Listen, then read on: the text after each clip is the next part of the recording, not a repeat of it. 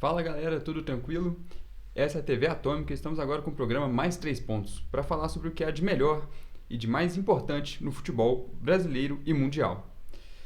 No programa de hoje vamos falar sobre a Champions League. A Champions League teve essa semana os 4 jogos de volta das quartas de final da competição, 4 jogaços que vão ficar muito marcados para quem acompanhou e foram definidos então os jogos de semifinal. Vou falar um pouco sobre cada um desses jogos, o que de melhor aconteceu nessas partidas, falar um pouco sobre os times envolvidos e trazer os destaques de cada partida para vocês. Primeiramente, então, vamos falar de PSG e Barcelona. PSG e Barcelona, que no jogo de ida lá na França, o Barcelona venceu por 3-2 em um jogo de 2 viradas, uma atuação ruim do Mbappé, uma atuação muito boa do Barcelona, de modo geral, que chegou com vantagem para jogar na sua casa, na Espanha, no Estádio Olímpico de Barcelona. O jogo começou com o PSG tentando propor um pouco a partida, começou com a bola, trocando alguns passes, tentando achar algumas jogadas, mas nada muito eficiente. Até que o Barcelona, por volta dos 10 minutos do primeiro tempo, conseguiu uma boa escapada com a jovem promessa Lamine Yamal pela direita, tocar a bola na área e o Rafinha abriu o placar para o Barcelona. Aí já se desenhou um cenário, depois desse gol do Barcelona, de o PSG ter sentido o baque de ter sofrido esse gol. Com isso, o Barcelona ficava com 4-2 no placar agregado. Jogando em casa, o Barcelona estava tranquilo, começou a ter mais a bola. O PSG sentiu, o Dembélé, ex-jogador do Barcelona, vinha fazendo uma partida muito ruim. Ele errou até escanteio, que bateu diretamente para fora. Nos minutos seguintes, o PSG conseguiu só uma escapada, já aproveitando a fragilidade que o Barcelona apresentaria na partida no lado direito defensivo do Barcelona com o Koundé. O Barcola recebeu uma bola nas costas do jogador, tocou para o meio da área, o Mbappé bateu para o gol e o Ter Stegen salvou, sendo essa chance a única de perigo do PSG em todo esse começo de jogo.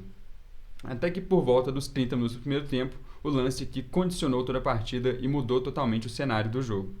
Quando o Barcelona erra uma saída de jogo, de novo, o Barcola é lançado na frente, num buraco no lado defensivo do Barcelona, ele sairia na cara do gol, o Ronald Araújo fez a falta. Com isso, o último homem, cartão vermelho, Ronald Araújo expulso do Barcelona. E acabou que com isso desencadeou várias coisas que prejudicaram totalmente o jogo do Barcelona. Primeiro, de ter que jogar com um a menos por mais 60 minutos de partida. Com isso, o PSG começou a ter mais espaço, mais velocidade, e o Barcelona teria que tirar algum jogador ofensivo para compensar colocando outro defensor no lugar do Ronald Araújo. E aí foi uma decisão que o Xavi tomou de ser um pouco difícil de decidir o que era o mais apropriado, mas ele acabou tirando o Lamine Yamal de jogo, o que tirou muito a velocidade do Barcelona. Então, a partir dessa expulsão, Barcelona com um a menos e perdendo um jogador de velocidade, o jogador criativo, o cara que criava as chances do Barcelona no jogo, o time ficou lento, não conseguiu mais ter reação e o PSG, a partir daí, amassou no jogo. Criou quase todas as chances de perigo na partida, tomou totalmente mesmo o domínio. O PSG então começou a criar, assim que teve a vantagem do placar, começou a criar todas as chances de perigo no jogo e foi assim que chegou ao empate rapidamente, uns 5 minutos, uns 10 minutos depois da expulsão. De novo, Barcola na ponta esquerda com a bola, cruzou na área, a bola passa ali do Mbappé e o Dembélé, cumprindo a lei do ex, a única lei que realmente funciona em todo mundo, cumprindo a lei do ex, fazendo o gol no seu antigo clube, no Barcelona. Com isso, o PSG empata a partida e até o final do primeiro tempo, o jogo foi o que seria mesmo até o final do jogo. O PSG com a bola amassando o Barcelona. Quem entrou no lugar do Lamine Yamal para repor a defesa do Barcelona foi o Íñigo Martínez, e que, se comparar ele, a sua qualidade defensiva com o Ronald Araújo, não consegue chegar nem perto. Então o Barcelona acabou sofrendo muito defensivamente. O cenário, então, que no começo do jogo foi totalmente favorável ao Barcelona, fazendo gol cedo, vantagem no placar, se tornou um pesadelo para eles, virou ataque contra defesa do lado do PSG. O PSG então volta do intervalo, do mesmo jeito que acabou o primeiro tempo, indo para cima, dominando o jogo. Já logo de início teve 2 chances de perigo, um chute de fora da área do Vitinha, que o Ter Stegen defendeu, depois um chute cruzado do Fabian Ruiz, que a bola foi para fora. E isso tudo com menos de 10 minutos de segundo tempo, o PSG já chegou a igualar o placar agregado, né? Abriu 2-1. Escanteio na direita para o PSG, bola no escanteio cobrado curto para o Hakimi tocou na entrada da área. E o Barcelona, a defesa dele nesse momento, nem estar com um jogador a menos justifica o espaço que eles deram nessa jogada. O Hakimi recebeu a bola livre, o Vitinha recebeu a bola livre, chutou livre de fora da área, um chute forte no cantinho, sem chance nenhuma pro Ter Stegen. E aproveitando esse erro defensivo grave do Barcelona, o PSG então igualava o placar agregado. E depois disso o Barcelona sentiu de novo também esse gol do PSG, o PSG continuou pressionando. Poucos minutos depois, um pênalti bobo do João Cancelo, Dembélé recebe a bola na direita da área, o Dembélé já estava saindo da grande área e o João Cancelo faz um carrinho totalmente desnecessário, comete o pênalti.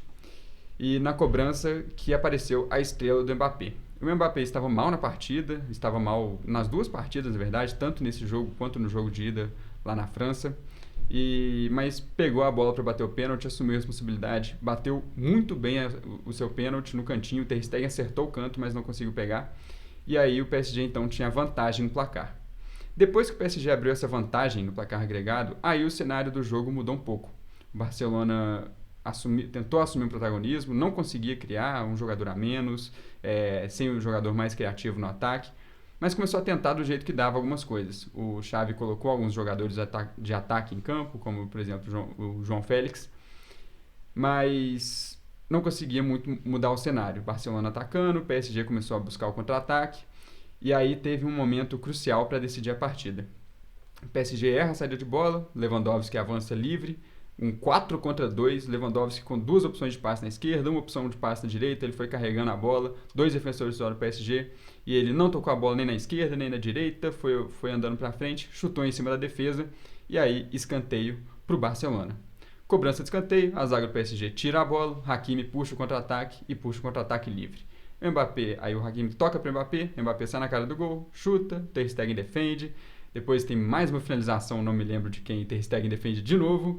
E aí o Koundé, que já tinha ido muito mal nos lances com o Barcola na ponta esquerda, ele tenta tirar a bola e acaba jogando no pé do Mbappé, que nesse bate-rebate faz o seu segundo gol na partida, o quarto do PSG, e aí acabando de vez com as chances do Barcelona. No fim das contas, o cenário do jogo se torna um domínio do PSG, mas apesar do placar, não é uma eliminação do Barcelona, assim como nos outros anos, que o Barcelona era goleado, que o Barcelona era goleado ou saía na fase de grupos. O Barcelona teve uma partida bem digna, mas que realmente foi totalmente afetada pela expulsão do Ronald Araújo. Dificilmente, assistindo o jogo, vendo o contexto tanto do primeiro jogo quanto desse, dificilmente a gente imagina que o Barcelona seria eliminado se não fosse essa expulsão do Ronald Araújo. Mas o futebol não tem si, então com a expulsão o PSG dominou e fez o que tinha que fazer, tendo a vantagem numérica. Depois desse quarto gol, então, o jogo já não conseguiu ter mais nada, Barcelona sem reação, o PSG só trocando passes, valorizando. E assim acabou então 4-1 para o PSG com gols de Dembélé, Mbappé fazendo 2 vezes e Vitinha. E os destaques individuais dessa partida, além do Ronald Araújo, lá do Barcelona, que acabou colocando tudo a perder para o time dele quando foi expulso, são os destaques positivos do PSG. O Dembélé, que é um cara que começou mal o jogo, sentiu um pouco as vaias da torcida do Barcelona, mas depois, quando teve a oportunidade, quando inverteu de lado, ele cresceu muito na partida e foi crucial para o resultado do PSG, sofreu pênalti, participou do segundo gol, fez o primeiro gol. O Barcola também foi o cara que conseguiu algo diferente para o PSG. Quando o PSG estava mais amarrado no primeiro tempo, ele que sofre a falta do Ronald Araújo na expulsão, ele que cria um lance de perigo para o Mbappé, ele que dá assistência para o gol de empate do PSG. Teve uma queda no segundo tempo, mas no primeiro tempo foi ele que coloca o PSG na partida. Destaque também para o meio-campo Vitinha, que nos 2 jogos foi talvez o melhor jogador do PSG no acumulado, fez gol no jogo de ida, fez gol no jogo de volta, e um belo gol, inclusive, de fora da área. No primeiro gol do PSG, é ele que lança a bola para o Barcola dar o passe para o Dembélé. Então foi um meio-campista que ditou muito o ritmo da partida. E não dá para deixar de citar o Mbappé, que é o jogador diferenciado desse time do PSG. É o cara que, mesmo jogando mal, mesmo meio apagado na partida, na hora que precisa de resolver, ele apareceu e fez o terceiro e o quarto gol. E bater pênalti hoje em dia já não é mais gol garantido. Os goleiros estão cada vez melhores no pênalti, tanto que o Ter Stegen vai muito bem no pênalti do Mbappé, mas foi tão bem batido que não tinha como o goleiro defender aquela cobrança. Então, essa é a diferença do craque. O Cristiano Ronaldo foi um cara, o Messi foram caras que a gente viu por muitos anos fazer isso. mesmo numa atuação ruim, no jogo que está mais abaixo, mais apagado, ele coloca o jogo debaixo do braço e resolve fazendo o que realmente importa, que é o gol, que é o que muda o resultado da partida. Então, com isso, o PSG é classificado para a semifinal. E agora vamos falar do outro jogo nesse mesmo dia que definiu o adversário do PSG na semifinal, que foi Atlético de Madrid e Borussia Dortmund. 2-1 para o Atlético de Madrid na Espanha, resultado vantagem mínima, e agora era jogo na Muralha Amarela, no Signal Iduna Park, na casa do Borussia Dortmund. O jogo começou com já um lance de muito destaque, que uma bola lançada na frente para o Atlético de Madrid, o Sabitzer, que depois seria um destaque positivo, perde na corrida para o Morata sai na cara do gol, isso com 4 minutos de jogo. Um gol do Atlético de Madrid ali poderia jogar totalmente um balde de água fria no Borussia Dortmund, que ia tentar uma reação e tal, mas o Morata perdeu um gol. Ele saiu na cara do goleiro, bateu para fora, tentou tirar e perdeu o gol. Depois desse lance o jogo ficou bem morno, um leve domínio do Dortmund, mas não conseguiu finalizar, o Atlético de Madrid muito fechado, então ficou um jogo meio parado, mas com o Dortmund criando algumas jogadas. Até que, já nos 30 minutos do primeiro tempo, o Hummels dá um bom lançamento, o Brandt domina a bola na esquerda, dribla o zagueiro, chuta cruzado e vence o goleiro Oblak, e o Dortmund abre o placar, igualando então o placar agregado. Um lance que eu considero que o Oblak falhou um pouco, o Brandt ele chutou a bola cruzada, um chute forte, um bom chute, porém ele estava meio sem ângulo. O Oblak, se ele firma a mão ou se ele tem uma reação mais rápida, ele poderia conseguir fazer algo melhor. Mas enfim, o Brandt então abrindo o placar para o Borussia, talvez o Brandt vai ser o melhor jogador do Borussia nessa campanha de Champions. E poucos minutos depois desse gol, o Borussia já volta a ter a vantagem no placar agregado. Esse jogo foi uma loucura, cada hora era um time diferente com a vantagem. Então o Borussia volta a ter a vantagem no placar agregado, fazendo 2-0. Jogadinha trabalhada ali na esquerda, o Sabitzer só ajeita a bola para o Madsen, que de novo, ou em outro chute cruzado, dessa vez sem nenhuma culpa do Oblak, um chute forte cruzado, faz o gol e coloca o Dortmund na frente. Então, o cenário de primeiro tempo, o cenário desse intervalo foi um Atlético de Madrid que, apesar da primeira chance que eles acharam com o Morata, era um Atlético que não conseguia criar, um Atlético que tentou jogar meio fechado e tal, mas acabou que uma hora o Dortmund achou um gol e colocou tudo para baixo nesse esquema do Atlético, que não teve reação ainda nesse primeiro tempo. Então, todo o plano de jogo que o Atlético de Madrid tinha pensado teria que mudar nesse intervalo. Enquanto o Dortmund, desde o começo do jogo, tentou criar mais, não estava conseguindo, mas quando teve chance de fato, fez a sua vantagem. Esse era o cenário no intervalo do jogo, que já mudou totalmente no primeiro minuto do segundo tempo.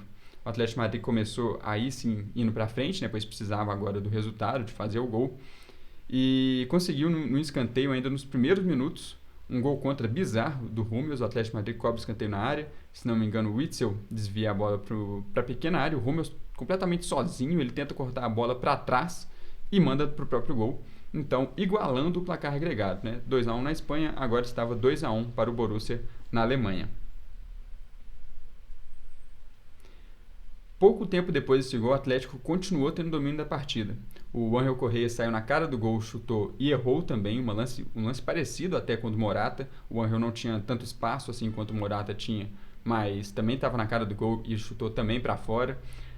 Mas poucos minutos depois, o próprio Ángel Correa recebeu uma bola na direita, tocou para o meio da área, Barrios, do Atlético, chutou, o goleiro defendeu, um gol meio chorado, o goleiro defende, o Ángel Correa chuta novamente, bate na zaga, e de novo o Correa chuta e faz o gol finalmente no terceiro rebote, e colocando o Atlético de Madrid então em vantagem no placar agregado. O jogo estava empatado nesse momento em 2-2, o que parecia que o Dortmund já encaminharia a sua classificação, agora já virou, porque o Atlético de Madrid começou a se animar na partida, depois que fez o primeiro gol, o Atlético de Madrid assumiu o controle da partida, empatou, jogou aquele balde de água fria na festa da torcida do Borussia, jogou uma obrigação também do Borussia de ir para cima, e nisso o Atlético já começou a ter alguns espaços, tentar alguns ataques, quase que se aproxima ali do terceiro gol em alguns momentos, o que talvez mataria o jogo, mas até que do nada, numa escapada pela esquerda, o Sabitzer, que já tinha participado do segundo gol, cruza uma bola muito boa da esquerda para a área, e o Füllkrug, aquele atacante grosso do Borussia, um atacante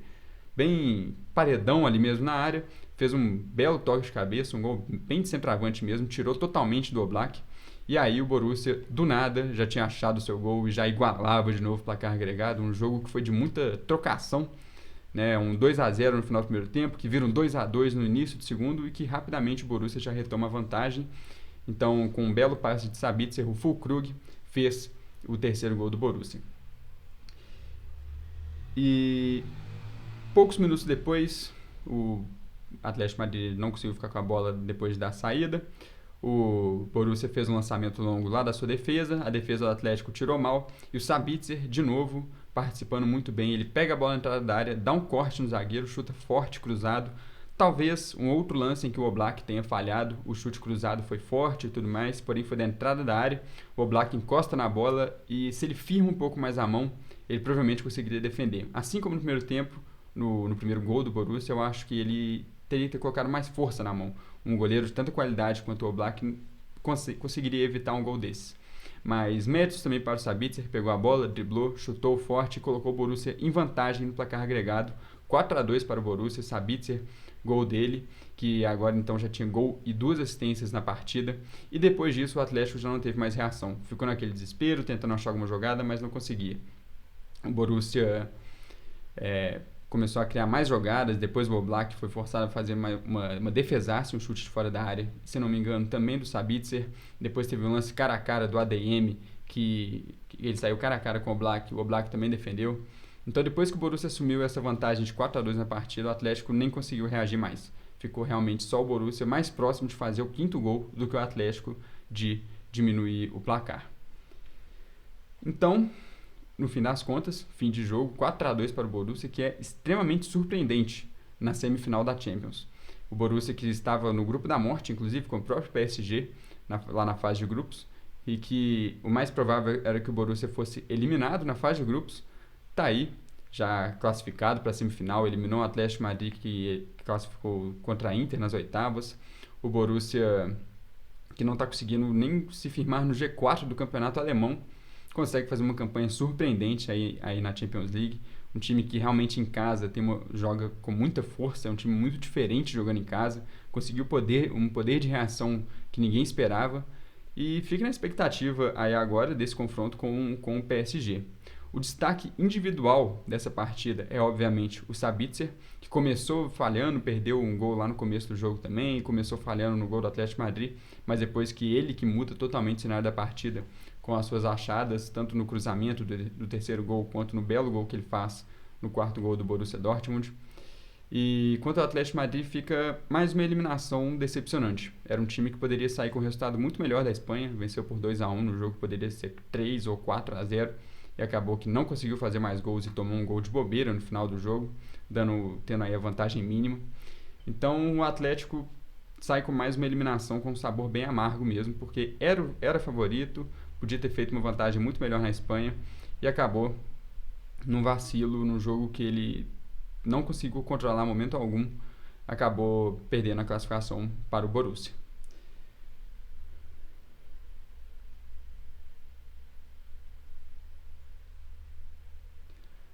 Agora, o que foi talvez o grande jogo dessas quartas de final, um dos grandes jogos da Champions, essa rivalidade que todo ano está tendo entre Manchester City e Real Madrid. O jogo que já tinha sido louco no jogo de ida, um 3-3 com vários golaços, com o Real Madrid sendo superior e o City fazendo seus gols em jogadas individuais ou gols de fora da área. Um jogo que é tido para muitos, e com certa razão, como uma final antecipada, porque quem sai desse jogo é o grande favorito sim ao título da Champions. E então, Manchester City e Real Madrid no Etihad Stadium. O Manchester City, que estava invicto no Etihad, continua invicto, né, no Etihad há muito tempo, há mais de um ano, e que no ano passado fez 4-0 nesse mesmo Real Madrid nas semifinais. Dessa vez o Real Madrid entrou diferente, entrou com uma postura defensiva. O começo de jogo foi meio estudado, os times trocando passo, o Real Madrid tendo a bola também, o City, nenhum dos dois sendo muito ousado de criar, pois era o empate que estava no placar. Até que ali no comecinho ainda, nos 10 minutos de jogo, numa escapada pela direita, o Vini Júnior toca para a área, o Rodrigo chuta, o goleiro defende e no rebote o Rodrigo faz o gol. Mais um gol do Rodrigo em Champions, um cara que é gigante em Champions, mas ao longo da partida quem assumiria o protagonismo mesmo eram os defensores do Real Madrid, porque depois que o Real fez esse gol no comecinho, vencendo por 1-0, retrancou totalmente. O Real só ficou para trás. O City assumiu o domínio da partida de uma maneira que poucas vezes a gente viu o Real Madrid fazer. O Real Madrid permitir, melhor dizendo. Porque foi um amasso mesmo que o City fez depois. O Real Madrid sentou na vantagem e, talvez um pouco traumatizado dos 4-0 que o Real Madrid tomou no ano passado, preferiu ficar mais na contenção e não se abrir. Então, depois disso, teve vários momentos de destaque que eu tive até que anotar para não perder, porque foi realmente muitas chances do Manchester City. Pouco tempo depois do gol, o Haaland já manda uma bola na trave, e depois no rebote Bernardo Silva erra o domínio e a bola sai pela linha de fundo. De Bruyne chutou uma bola da entrada da área que o Lunin defendeu de maneira sensacional. Depois o Grealish estava saindo na cara do gol, chutou e o Rudiger travou com o carrinho. Então, estava sendo um domínio absoluto mesmo do City. E nessa travada do Rudiger também, a bola ainda, mesmo batendo nele, ainda bateu na rede do lado de fora ali. Então, se o Rudiger não desvia, ela poderia muito bem ter ido para o gol. No escanteio desse desvio do Rudiger, o De Bruyne, por muito pouco, não faz um gol olímpico, que o Lunin teve que se esticar para tirar a bola. Então o cenário de primeiro tempo foi esse. O Manchester City sofre um gol no começo, o Real Madrid consegue uma escapada, que era o que o Real Madrid buscaria por todo o jogo e não conseguiria no começo do jogo. Conseguiu, fez 1-0, depois foi só o Manchester City rodando a área com a bola e o Lunin sendo um grande destaque da partida. O goleiro, que era apenas o goleiro reserva do Courtois, vem aproveitando essa oportunidade aí de substituir muito bem o goleiro belga, que se lesionou e quase não atuou nessa temporada. Volta o jogo do segundo tempo, então, e o cenário era exatamente igual ao do primeiro. O Nacho quase faz um gol contra, no escanteio o Lunin defende. O jogo era só isso, era o City rodando a bola na entrada da área, procurando espaço, bola para lá e para cá, e o Real Madrid chegou a ter momentos com uns 11 jogadores rodeando a grande área, cerca de 7 ou 8 jogadores dentro da grande área, e os outros rodando a bola ali, correndo atrás dessa linha de passe do Manchester City. E era uma coisa insana de assistir. O City não errava passe, tocava a bola em velocidade. Qualquer espaçozinho que o Real Madrid dava, os caras já aproveitavam para cruzar a bola na área, já aproveitavam para infiltrar na área, buscar um chute. Nem mesmo os chutes de fora da área que fez o Manchester City igualar os placares lá no jogo de ida, eles tinham espaço, porque assim que os caras dominavam a bola, enquanto estavam ao redor da área, o Real Madrid já chegava já travando e não dando tempo nem para eles respirarem mesmo.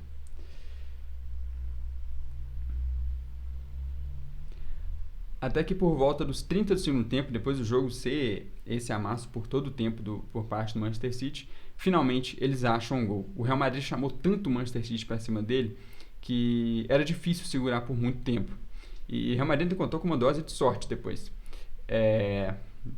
Uma bola cruzada da esquerda, o Rudiger, que estava jogando tão bem na partida e jogou tão bem na partida, ele rifa a bola na pequena área, mas ele tira mal, o Camavinga não acompanha, e o De Bruyne no rebote ali faz o gol, empata o jogo então, e igualando tanto o placar agregado quanto o placar da partida, né?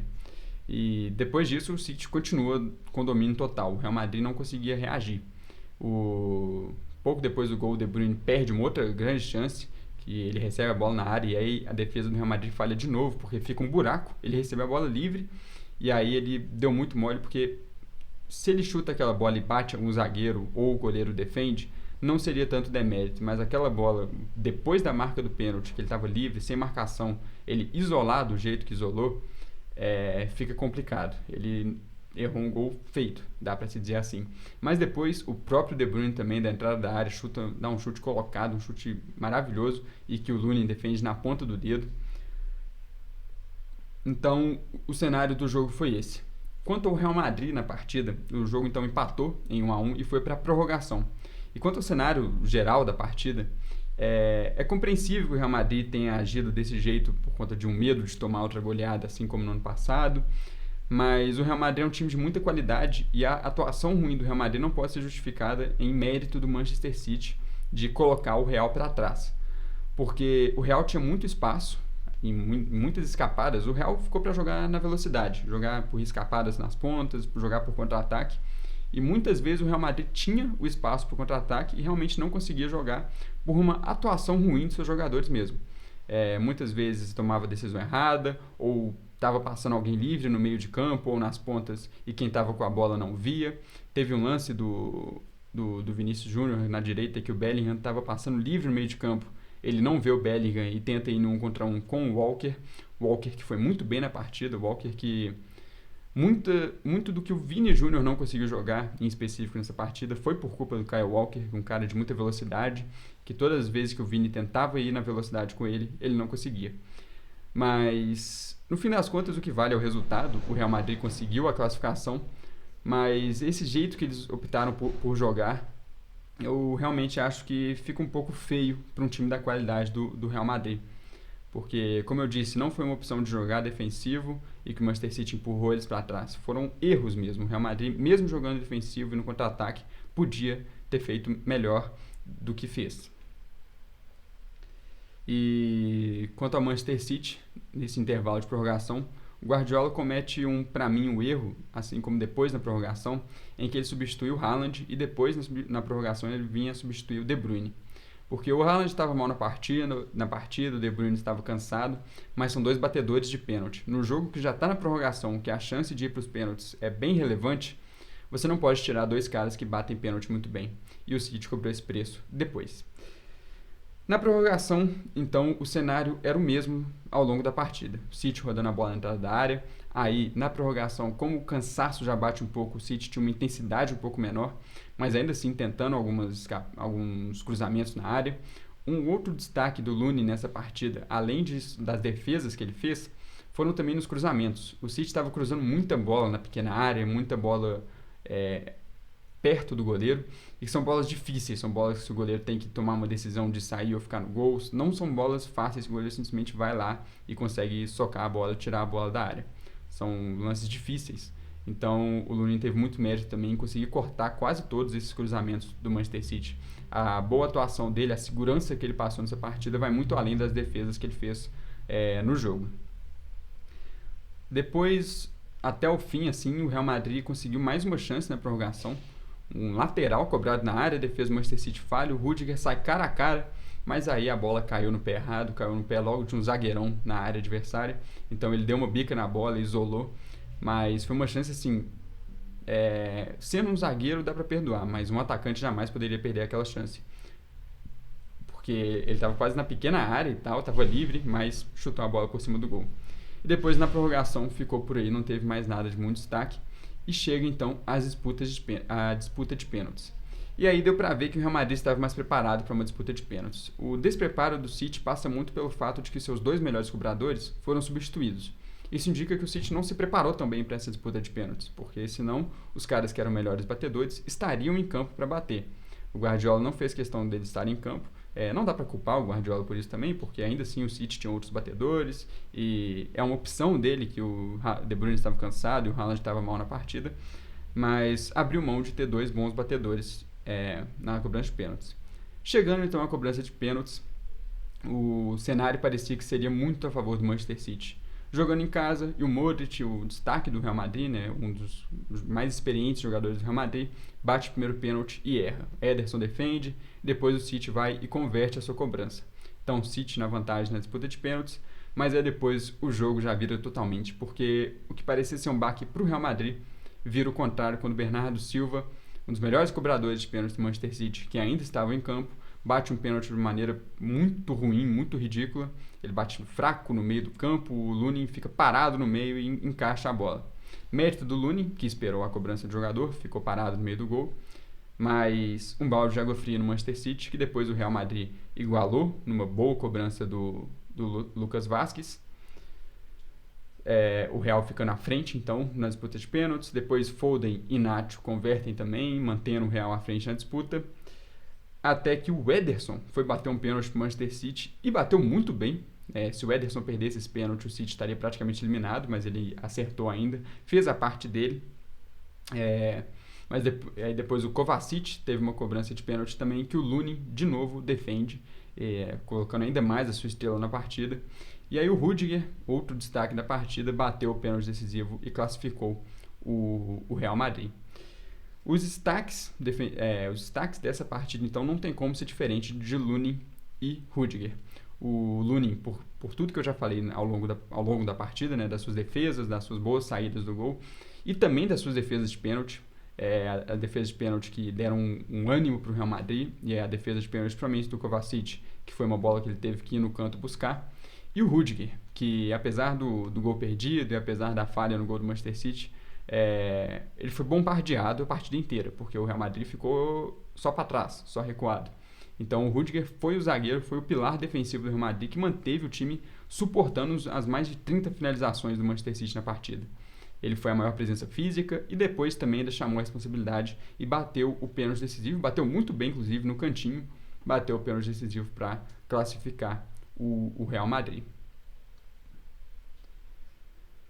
Por fim, Bayern de Munique e Arsenal. Essa partida, ao contrário de todas as outras, já não tem nem muito o que dizer, porque foi já uma partida bem abaixo, tecnicamente, das outras. Um começo de jogo, um primeiro tempo todo muito fraco no geral, que o Arsenal teve um ligeiro domínio, mas nenhuma chance de muito perigo para nenhum dos dois times. O Arsenal teve algumas chances um pouco mais perigosas, depois o Bayern teve uma coisa ou outra, um chute mascado que passava perto do gol, um cruzamento na área que a defesa cortava em cima, mas foi um primeiro tempo inteiro de nenhuma chance de perigo. O 0-0 ficou no placar, e isso acho que passa muito pelos deméritos que ambos os times têm. O Bayern, da sua temporada meio caótica, que não conseguiu nem brigar pelo título alemão, um time que tem muito problema de criar jogadas, e o Arsenal, que é um time melhor treinado, um time não melhor no elenco, mas um time que na temporada joga um futebol melhor do que o do Bayern, mas que na Champions League simplesmente não conseguiu repetir isso. Eu vou falar melhor mais pra frente. Foi pro intervalo então assim, um primeiro tempo bem fraco mesmo, e no segundo tempo o Bayern já volta melhor na partida. Nos primeiros minutos já teve uma chance que ele mandou a bola na trave 2 vezes no mesmo lance, um cabeceio do Harry Kane, a bola bateu na trave, aí o Rafael Guerreiro pegou o rebote e chutou, a bola desviou e bateu na trave de novo e saiu. Depois uma outra escapada pela esquerda, o Guerreiro toca na área e o Sané isola a bola, até que chega ali mais ou menos nos 15 do segundo tempo, o Bayern assume a vantagem no placar. Cruzamento da direita, a bola passa da área, chega no Rafael Guerreiro, que cruza, e o Kimmich chega como elemento surpresa, numa falha da defesa do Arsenal. O Guerreiro cruza a bola, e ali na pequena área o Kimmich chega sem marcação nenhuma, o Arsenal não acompanhou, ele chegou como elemento surpresa, foi um mérito do Kimmich também, mas a defesa do Arsenal não conseguiu acompanhar, e aí o Kimmich cabeceou a bola livre e fez 1-0 para o Bayern de Munique.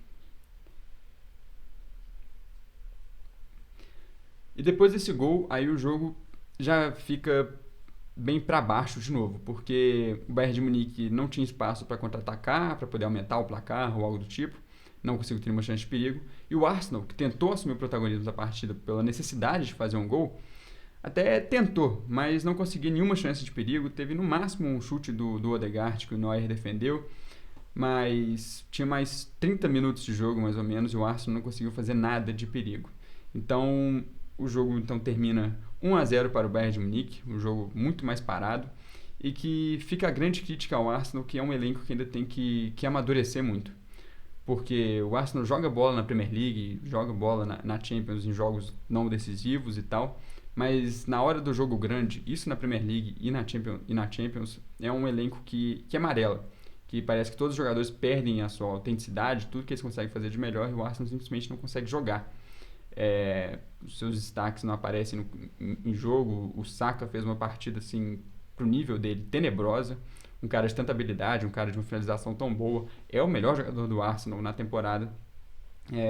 Simplesmente parecia qualquer ponta de campeonato mineiro que vê por aí. Então o Bayern de Munique acabou aproveitando dessa fragilidade, dá para se dizer, emocional mesmo do Arsenal. O Bayern tem um elenco que é muito bom. O elenco do Bayern é melhor do que o do Arsenal. Porém, como eu falei, vem de uma temporada caótica. Então, o Arsenal tinha um favoritismo nesse confronto, mas acabou sentindo, e o Bayern, na individualidade de alguns de seus jogadores, conseguiu se classificar. Tanto que no jogo de ida, inclusive, foi um jogo muito ruim para o Arsenal também, porque é um jogo que o Arsenal joga muito mais do que o Bayern, finaliza muito mais, mas em 2 chegadas do Bayern praticamente deixa os caras fazer 2 gols e levar um empate para a Alemanha. O destaque, então, dessa partida é o Rafael Guerreiro, um mérito do Tuchel, né, que teve uma boa sacada em colocar o Rafael Guerreiro na ponta esquerda, dar uma improvisada, mas é um cara que trouxe muito poder ofensivo para o Bayern, e praticamente tudo que teve de perigo na partida partiu dele, partiu da ponta esquerda, e inclusive no gol é ele que dá o cruzamento. Então fica aí esse ânimo para o Bayern de Munique, que mesmo com tudo de caótico acontecendo com eles na temporada, estão vivos aí na semifinal para tentar o que for possível, e o Rafael Guerreiro sendo essa grande surpresa aí da partida. Falando então das semifinais, brevemente, temos então Borussia Dortmund e PSG, um jogo que aconteceu na fase de grupos e o PSG levou a vantagem, venceu uma partida e empatou a outra. O favoritismo é do PSG, o Dortmund está na semifinal, já é muito surpreendente. E o PSG, ele é um time que, por mais que tenha os seus defeitos e as suas estranhezas, ainda é um time bem treinado pelo Luiz Henrique. É um time que tem um diferencial que é o Mbappé, e tem outros bons jogadores que o ajudam muito, tanto que contra o Barcelona a classificação não passou pelo Mbappé.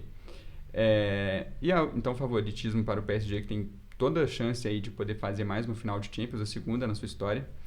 E a outra semifinal então é Real Madrid e Bayern de Munique.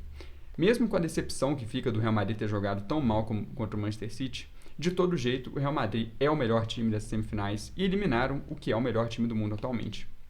Então o Real Madrid ele assume o favoritismo dessa Champions, é um time muito bem treinado, é um time muito bom individualmente também, é um time muito melhor do que o Bayern atualmente em todos esses sentidos.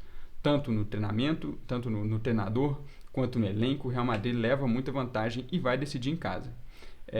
Quanto ao Bayern de Munique, eles vão realmente se apegar à qualidade do elenco que eles também têm, para tentar bater de frente com o Real Madrid, e de mostrar um futebol que um dia esses jogadores já mostraram. Fica difícil de acreditar, porque o Bayern está com um treinador que já sabe que vai sair no final da temporada e tal, mas o jogo é jogado, né? O Borussia Dortmund também não era favorito contra o Atlético e classificou. Então é um jogo aí que o Real Madrid tem favoritismo, mas que o Bayern de Munique vai tentar igualar com o que puder ser capaz, e vai contar com que o Real Madrid possa ter uma outra atuação ruim, como teve contra o Manchester City. Mas, ao mesmo tempo, se o Real Madrid jogar o que sabe, fica bem difícil mesmo para os bávaros. Mas o programa de hoje era isso, então, um giro aí pela Champions League, falando do que aconteceu e do que tá vindo para acontecer. Dá o like no vídeo, se inscreve no canal, compartilha, deixa nos comentários a sua opinião sobre esses jogos de Champions.